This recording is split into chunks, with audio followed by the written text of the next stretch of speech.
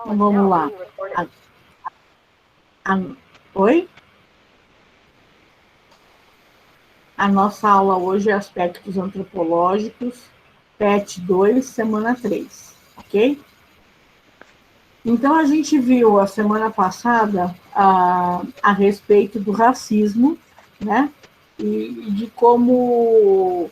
do racismo e de como toda forma de bullying é prejudicial, né? E como é importante a gente trabalhar esses conceitos dentro da sala de aula na educação infantil, porque a gente está começando a formar o cidadão, né? Ele está começando a entender como as coisas funcionam. Então, quanto mais esclarecido a situação tiver, mais esse ser humano vai ser capaz de trabalhar de forma mais consciente, né? De trabalhar de forma mais assertiva, tá? Então, agora a gente vai começar a falar um pouquinho da valorização da diversidade, né? E isso dentro da escola. Quando a gente fala da gestão de um ambiente educativo, todo ambiente é educativo. A casa da gente, a escola, né? Mas a gente já discutiu a respeito da invasão de privacidade, de como a gente não pode ir contra os preceitos que a família tem, né? A gente pode tentar mostrar que existem outros lados, outras formas de agir, né? A não ser que o que acontece dentro da casa dessa criança viole as regras de segurança da criança, de integridade física, emocional, o cuidado que a gente tem para lidar com a situação da casa é muito, muito complicado, né? A gente tem que ter um cuidado muito grande para trabalhar. Quando a gente fala, então, do ambiente educativo, que é a escola, né, propriamente dita, não adianta só a nossa sala de aula, né? Óbvio que a gente pode começar pela sala de aula, né? Começar ali pequenininho, no seu redor, é como se fosse jogar uma pedrinha na água, sabe? Quando você joga, ela cai num buraquinho pequeno, e depois ela começa a fazer aquelas ondas que vão se ampliando. A disseminação de boas práticas, ela é bem isso. Às vezes você faz para uma pessoa, mas essa sua ação ela vai gerando ondas, né, que vão se espalhando e vão ganhando outros adeptos, né? Vão ganhando outras pessoas que trabalham com isso. Então, você vai envolvendo mais gente. As secretarias de educação do município, os gestores das escolas, diretor, coordenador, professor, equipe pedagógica no geral, e as famílias, né? Elas precisam estar em sintonia para a gente criar um ambiente propício para essa criança se desenvolver. Porque se escola, comunidade e família trabalham com os mesmos objetivos, você não cria confusão na cabeça da criança, porque aqui pode, lá não pode, porque meu pai fala assim, minha professora fala o contrário, né? Então, quando todo mundo está dentro de um consenso, fica muito mais fácil você fazer essa transformação, de você atuar dentro dessa sociedade para diminuir as desigualdades, né, que existem aí. Então, como que a gente começa isso? A gente começa conhecendo as leis, né? Porque a gente não pode fazer nada que viole as leis, que vá contra... eu não estou apresentando, né, para vocês. Que violem essas leis.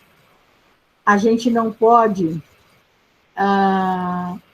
trabalhar contra o que diz a legislação.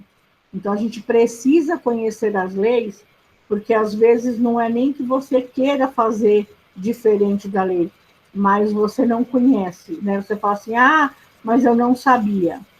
É dito, né? Que você não conhecer, você errar, né?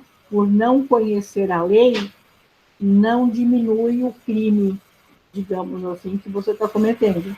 Né? Quando você viola a lei, você pode estar violando uma série de regulamentos, mesmo desconhecendo que esses regulamentos existam, isso não exime a culpa do professor. Então, é preciso conhecer as leis. Né?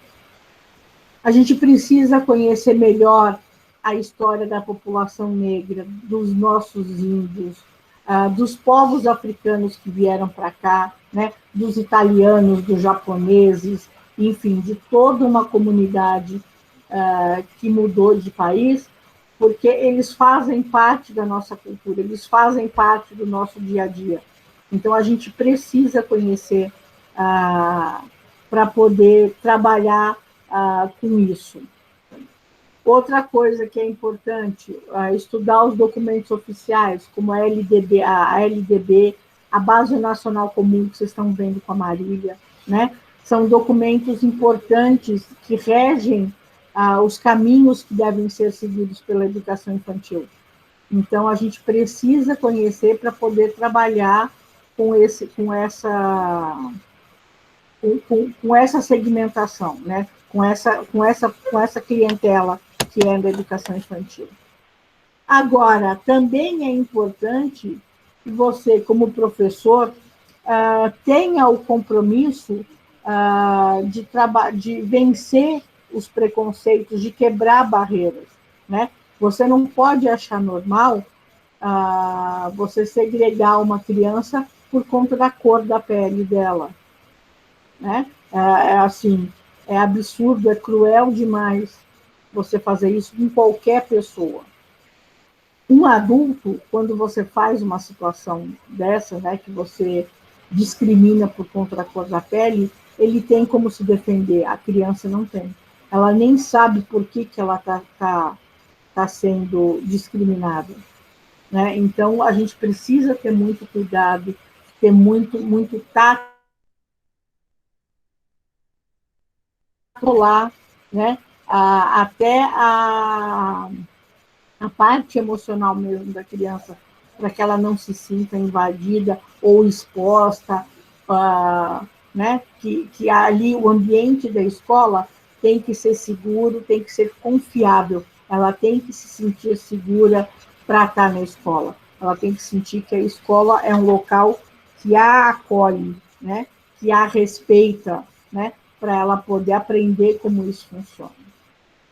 Então, é fundamental que a gente faça isso. Agora, tem uma coisa que a gente precisa saber quando a gente fala a respeito da escola, né, que o cotidiano da escola ele pode estar cheio como que é a palavra agora? De ideologias que a gente nem percebe. Né? A gente viu muito disso, quem foi alfabetizado com cartilha, né? Que as cartilhas elas não pensavam em realidades diferentes. Né? Então, a foto do pai trabalhando, né? Era um pai que saía de casa com uma pastinha de executivo, terno e gravata, que entrava no carro e ia trabalhar. Só que essa não é a realidade da maioria da nossa população. Então, as crianças não conseguiam identificar essa situação como sendo parte da realidade dela. Né? A mãe ficava na porta fazendo tchau para o pai indo trabalhar. Não, a mãe faz tchau também, porque ela também está indo trabalhar. Né?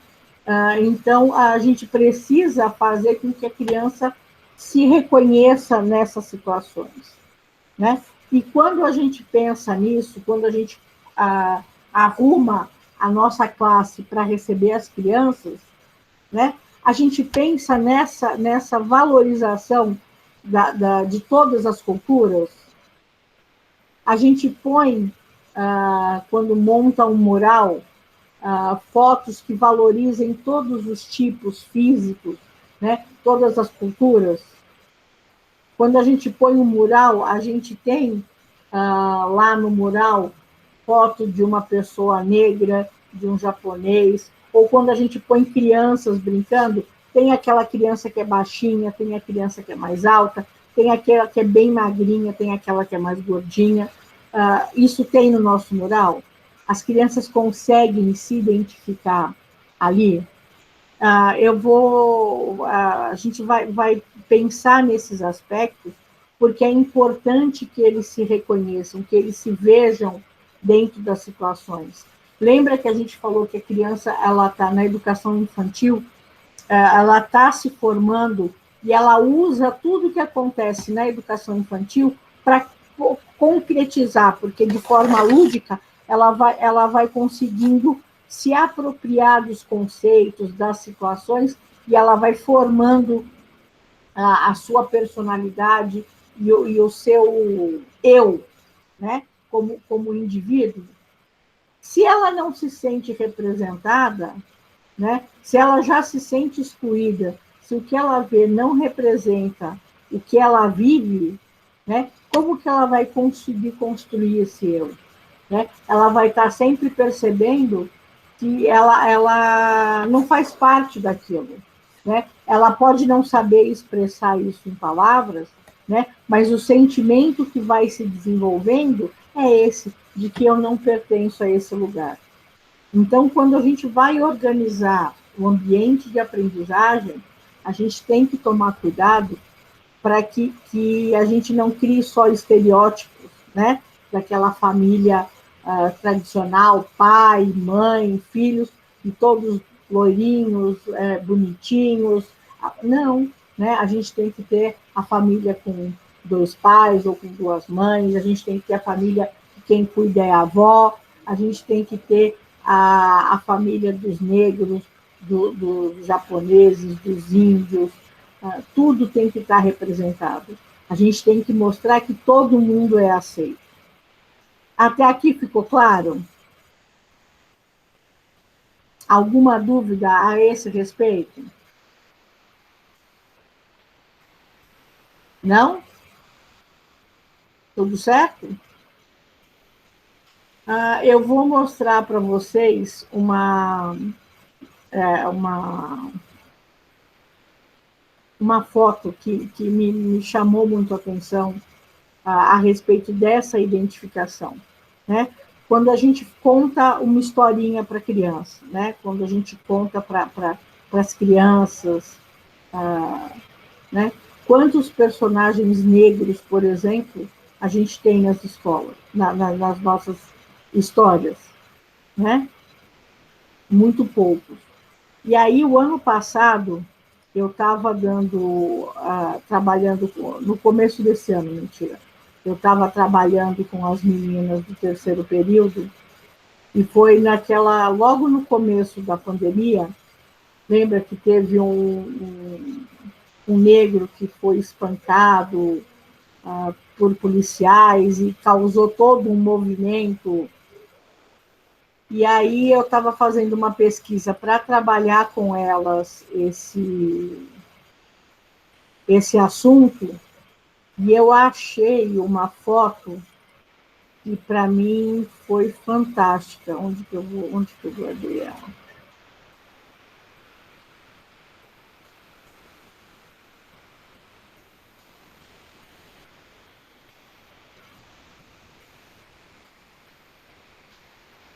Eu vou achar ela aqui.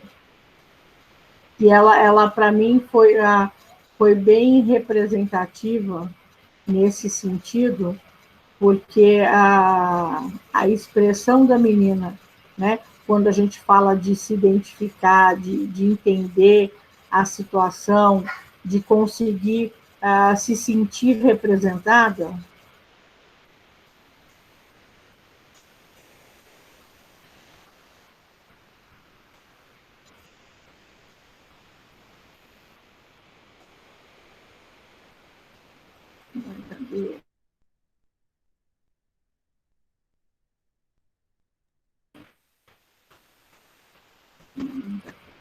Ok, eu vou achar e já mostro para vocês. Gente, alguma dúvida a esse respeito? Algum questionamento? Alguém quer fazer algum comentário? Por favor, abram os microfones, participem, falem, porque é importante a gente trocar experiências, trocar informações para fazer a aula valer a pena, para que ela seja mais interativa. O princípio, né, da aula online é que vocês consigam participar como se a gente estivesse fazendo na sala de aula. Para só eu falar e vocês ficarem quietinhos, a gente pode gravar e vocês não precisam estar aqui online, né? Então, abram os microfones, digam o que vocês acham, né? A gente já discutiu, não tem o certo e o errado. A gente está aqui para trocar informação, para trocar ideias, né? Para ver o que todo mundo pensa e falar, olha, o caminho é assim, a gente pode fazer assado, mas eu só posso fazer isso se eu souber o que vocês pensam. E todo mundo quietinho. Está chovendo aqui em Paraíso um pouco, minha bola de cristal está embaçada. Eu não consigo ler a mente de vocês hoje. Então, abram os microfones. Vamos lá.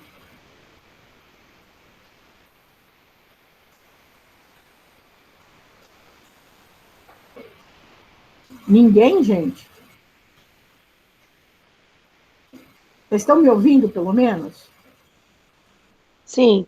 Ok. Então tá.